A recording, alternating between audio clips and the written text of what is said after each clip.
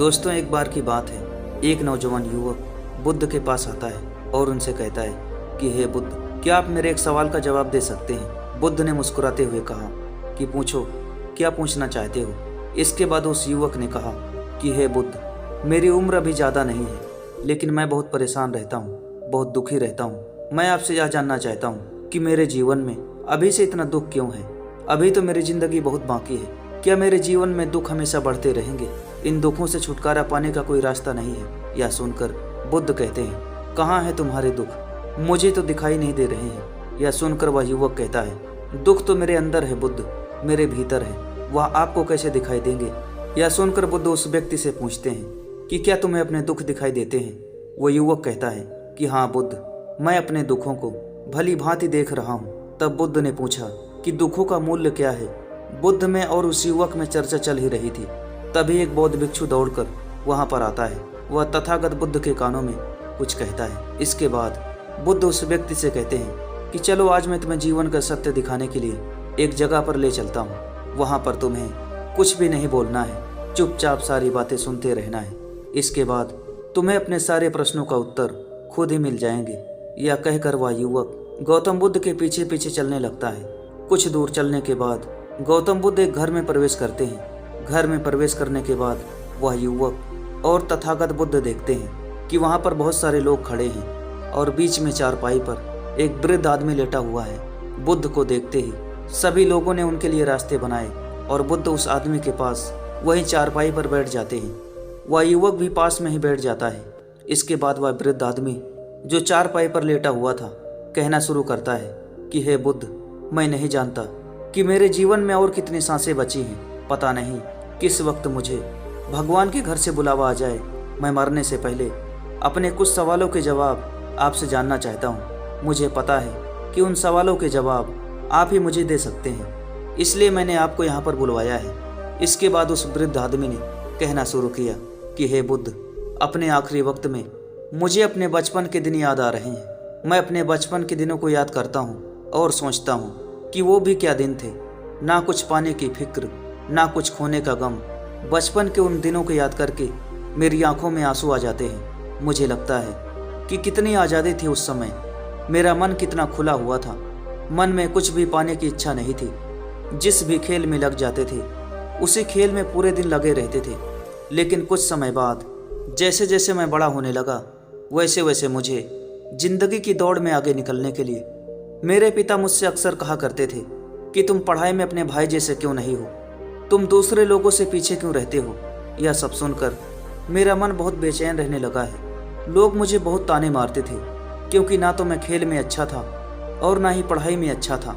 सब लोग किसी और की तरह बनने के लिए कह रहे थे और उन तानों से तंग आकर मैंने जीवन में कुछ हासिल करने का निश्चय किया। मैंने अपने आप से वादा किया कि मैं भी अपने भाई की तरह कामयाब इंसान बनूंगा और इसके लिए मैं दिन रात मेहनत करने में लग गया। शुरुआत में बहुत मुश्किल हुई, बहुत निराशा हाथ लगी, लेकिन मैंने हार नहीं मानी और मैंने अपना खुद का व्यापार खड़ा कर लिया। उसके बाद मुझे कुछ पाने का एहसास हुआ। मुझे बहुत खुशी हुई क्योंकि जो लोग मुझे ताने मारते थे वही लोग अब मेरे आगे पीछे घूमने लगे थे।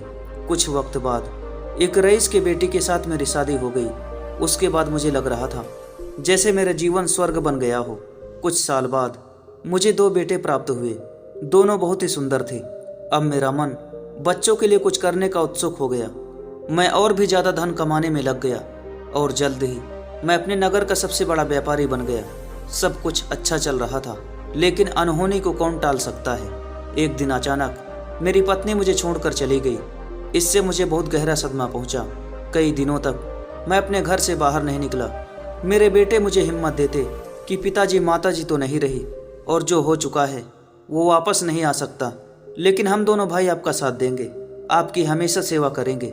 आपको किसी बात की चिंता करने की कोई आवश्यकता नहीं है। धीरे धीरे मैंने अपने मन को समझा लिया कि अब तो मुझे अपने प्रिय पत्नी के बिना ही जीना पड़ेगा। इसलिए मैंने अपना मन अपने बेटों के साथ जोड़ लिया। उनकी खुशी में ही मुझे खुशी होती थी, उनके दुख में ही मुझे दुख होता था।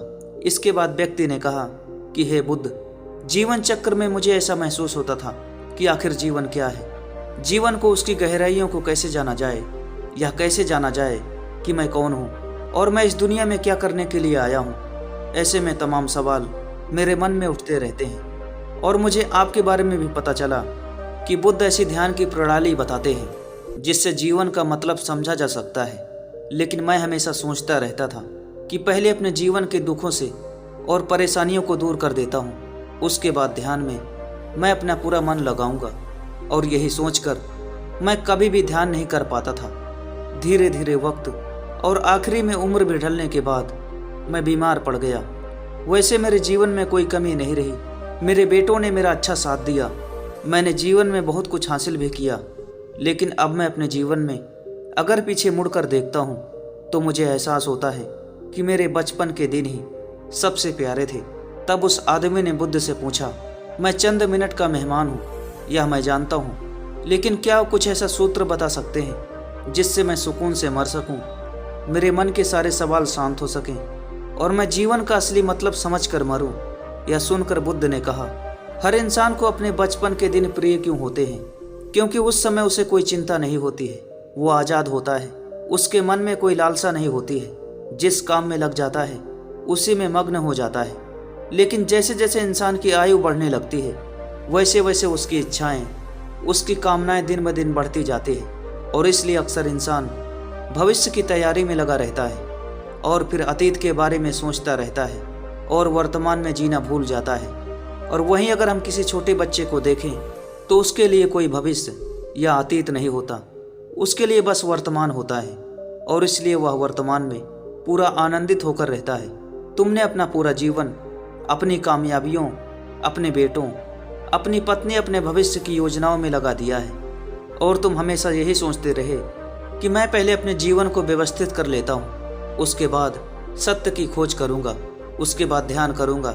लेकिन हम यह भूल जाते हैं कि कल कभी नहीं आता। भविष्य की योजनाएं कभी पूरी नहीं होती। जब एक योजना पूरी होती है तो हमारा मन दूसरी योजना बना लेता है और इस प्रकार जीवन का चक्र चलता रहता है। और अब आखिरी समय में जब मृत्यु तुम्हारी सैया पर लेटी हुई है तो तुम्हें एहसास हो रहा है कि मैंने जीवन में कुछ भी हासिल नहीं किया। अब तुम्हें लग रहा है कि जो भी तुमने किया उसमें से तुम एक सुई भी अपने साथ नहीं ले जा सकते। अगर यही बात तुम उस वक्त समझ लेते, मृत्यु कभी निश्चित होकर नहीं आती, वो तो कभी भी आ सकती है। अगर यह बात उस वक्त तुम्हारा मन समझ लेता तो तुम उसी वक्त ध्यान और सत्य की खोज में लग जाते। तुम कोई ऐसी चीज खोजने की कोशिश करते जो तुम्हारे साथ जा सके, जो तुम्हें परिपूर्णता से मरने का मार्ग दिखा सके। उस वृद्ध आदमी ने हाथ जोड़कर बुद्ध से कहा, यह तो मैं भी जानता हूँ कि मुझसे गलतियाँ हुई हैं। मैंने अपने जीवन को सार्थक रूप से जिया ही नहीं है और इस बात का मुझे बहुत गहरा एहसास हो चुका है। लेकिन मैं आपसे फिर से वही सूत्र जानना चाहता हूँ कि क्या मैं परिपूर्णता के साथ मर सकता हूँ? क्या मुझे सत्य की कोई झलक नहीं मिल सकती? यह सुनकर बुद्ध ने उस आदमी को समझाते हुए कहा कि अब तो एक ही सूत्र समझने लायक रह जाता है और वह सूत्र है कि तुमने अपने जीवन में जो कुछ भी किया, जो कुछ भी पाया, जो कुछ भी खोया, वह सब यहीं पर छोड़कर चले जाओ। उसे अपने मन के साथ जोड़कर मत ले जाओ। अपने मन में यह भाव पैदा करो कि तुमने अपने जीवन से बहुत कुछ सीख लिया है और वास्तविकता में तुमने अपने जीवन में बहुत प्रगति की है, क्योंकि तुमने यह जान लिया है कि जीवन में कुछ भी सार्थक नहीं है और यह जानना भी बहुत बड़ी उपलब्धि होती है। लोग जीवन भर जीते जीते मर जाते हैं, उन्हें जीवन की निरर्थक का कोई पता नहीं चलता। इसलिए अभी अपने मन से सारे सवाल गिरा दो और यह भाव पैदा करो कि जीवन जो कुछ जानने जैसा था वह मैंने जान लिया है और अब जीवन में कुछ जानने जैसा बचा नहीं है। जब तुम इस भाव, इस बोध से भर जाओगे तो तुम बिल्कुल खाली होकर मृत्यु को प्राप्त हो जाओगे। और वास्तविकता में यही मरने की कला होती है। हमने जीवन में जो कुछ भी पाया, जो कुछ भी खोया, वह इसी दुनिया का था और वह यहीं पर रह जाएगा। हमारे साथ कुछ भी नहीं जाएगा। हम खाली जाएंगे, बिल्कुल खाली जाएंगे। और जो लोग अपने मन से बिल्कुल खाली होकर जाते हैं, वास्तव में उनके अंदर ज्ञान का दीप जल जाता है और वह आगे चलकर दूसरे जन्मों में उस निर्वाण की स्थिति को प्राप्त कर सकते हैं। लेकिन उससे पहले तुम्हें इस जीवन के निरर्थक को समझना होगा। यहाँ पर कुछ भी पाना, कुछ भी खोना कोई मायने नहीं रखता। इसके बाद वह व्यक्ति ने बुद्ध से कोई और सवाल नहीं पूछा और वह मुस्कुराते हुए मृत्यु को प्राप्त हो गया। इसके बाद बुद्ध ने उस नौजवान युवक से पूछा कि क्या तुम्हें अपने सवालों के जवाब मिल गए? अगर मिल गए तो क्या जवाब मिले, सभी को बताओ। व्यक्ति ने कहा, हे बुद्ध, मुझे अपने सवालों के जवाब मिल गए। वृद्ध आदमी के जीवन चक्र में मैं समझ गया हूँ कि जीवन में कुछ भी पाने जैसा नहीं होता। सुख हो या दुख हो, सब कुछ यहीं पीछे रह जाता है। अगर हम इसी चक्र में फंसे रह गए तो हम सत्य को कभी नहीं जान पाएंगे। इसलिए जीवन में सुख और दुख तो चलते रहेंगे, इसके साथ साथ चलते हुए ही हमें सत्य की खोज करनी पड़ेगी। लेकिन बुद्ध, मेरे मन में अभी एक सवाल बाकी है जिसका जवाब जानना हम सब के लिए बहुत जरूरी है।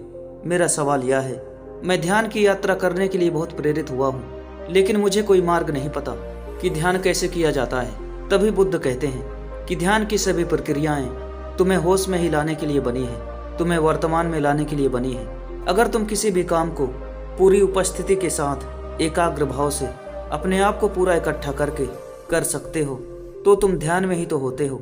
लेकिन अगर हमारा ध्यान इधर उधर भटकता रहता है, अपना काम करते करते वर्तमान में रहने के लिए तुम्हें एक छोटी सी विधि बताता हूँ जिसके जरिए तुम अपना काम भी कर सकते हो और ध्यान को भी समझ सकते हो। जब भी तुम चलते फिरते हो, उठते बैठते हो, सिर्फ अपनी सांसों पर ध्यान लगाना शुरू करो। सांस किस प्रकार नाक से आ रही है और किस प्रकार नाक से जा रही है और सांसें कहाँ कहाँ टकरा रही है, सिर्फ तुम उसके साक्षी भर हो जाओ। उसको देखते रहो। कुछ भी काम कर रहे हो, चल रहे हो या फिर खाना खा रहे हो, सिर्फ अपनी सांसों पर ध्यान लगाओ। और यह करते वक्त तुम्हें महसूस होगा कि तुम्हारा दिमाग, तुम्हारे विचार तुम्हें इधर उधर ले जाते हैं। लेकिन थोड़ी देर बाद तुम्हें फिर होश आएगा कि तुम्हें अपनी सांसों पर ध्यान लगाना है। तुम्हारा ध्यान फिर से सांसों पर अपने आप आ जाएगा। धीरे धीरे जब तुम अपने विचारों को देखने लगोगे तो तुम पाओगे कि विचार विलीन होने लगे हैं। तुम्हारे अंदर बस एक खाली मैदान बचा हुआ है, सारे विचार विलीन हो चुके हैं।